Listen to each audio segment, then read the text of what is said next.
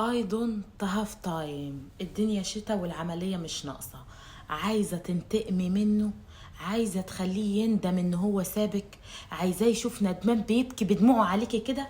تعالي معايا في الريل ده واسمع الكلام اللي انا هقوله في بداية الفيديو. احنا we don't have time عن مبدأ ومش هنغيره. طيب، ازاي اندم الراجل؟ ازاي انتقم منه؟ ازاي يبقى قاعد ليل نهار حتى لو اتجوز غيرك وخلف من غيرك يبقى فاكرك وندمان؟ انا ندمان اني ضيعت دي من حياتي. تعالي معايا في الخطة اللي انا هقولها دلوقتي، فظيعة في الشعر القصير يا ايمو. المهم، عشان انتقم من الراجل، عشان الراجل يندم عليا، علشان الراجل يبقى ندمان انه ضيع واحده زي منه، الحاجات والاساسيات اللي انا هقولها دي لازم تمشي عليها في البلان اللي انا هقولها. رقم واحد، انا بنطر الراجل نطره جامده من حياتي. يعني ايه؟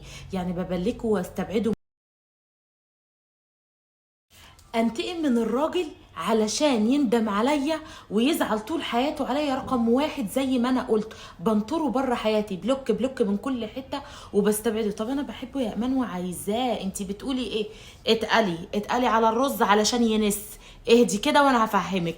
اول ما تعملي له بلوك وتستبعديه من حياتك وبعدها بيوم واخده بالك، احنا العزا عندنا 3 ايام، لا هو يوم، هبدا اكتف نفسي على السوشيال ميديا وانا داخله وانا طالعه وانا بشترك في نوادي وانا بروح جيمات وانا رايحه كوافير وانا خارجه مع صحابي وانا قاعده في سهره مع صحباتي.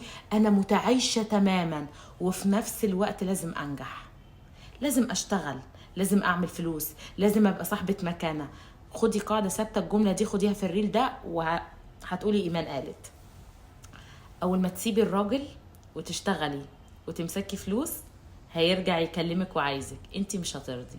وخليكي فاكره الجمله دي بتاعتي في الفيديو ده، تمام؟ اقسم بالله عشان تنتقمي منه ويتربى ويعيش حياته كلها ندمان عليكي. الكلام اللي انا بقوله مفيش حد هيقوله، انا بقولك الواقع، ما بقولكيش الحاله اللي تعيشك في اللالا لاند زي ما بنقول. الواقع بيقول كده. الراجل لازم يتنتر، ارميه وما اسالش عليه حتى لو بحبه. اشتغل واعمل فلوس، ابقى صاحبه مكانه، ابقى صاحبه بيزنس. لو هتشتغلي يا ستي اقول لك ايه، ايا كان الشغله اللي هتشتغليها وتثبتي نفسك فيها، ما بقولكيش اطلعي ادرسي طب. انا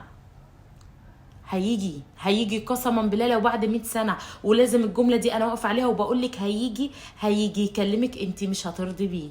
بعد ما كنتي هتموتي عليه، بعد ما عشتي حياتك كلها عايزاه يندم. وخدي بالك، بعد اول شهر من الموضوع هتنسيه اصلا، وممكن ترتبطي وتتجوزي، بس هو مش هينسى.